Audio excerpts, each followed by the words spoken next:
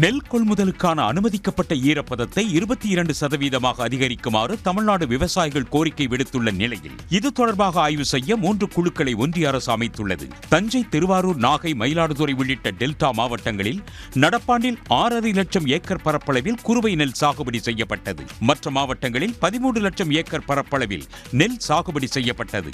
அரசின் நேரடி நெல் கொள்முதல் நிலையங்கள் மூலமாக கொள்முதல் நடைபெற்று வரும் அதே நேரம் தற்போது பெய்து வரும் தொடர்மழை காரணமாக நெல்லின் ஈரப்பதம் 22% அதிகரித்துள்ளது.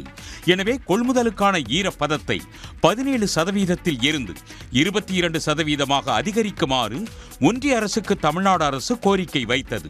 இதனைத் தொடர்ந்து ஈரப்பதம் தொடர்பாக ஆய்வு செய்ய 3 குழுக்களை ஒன்றிய அரசு அமைத்துள்ளது. இந்த குழுவினர் மழை பாதித்த மாவட்டங்களில் ஆய்வு மேற்கொண்டு நெல் மாதிரிகளை சேகரிப்பர். இந்த குழு அளிக்கும் பரிந்துரையின் அடிப்படையில் ஒன்றிய அரசு முடிவு செய்ய உள்ளது.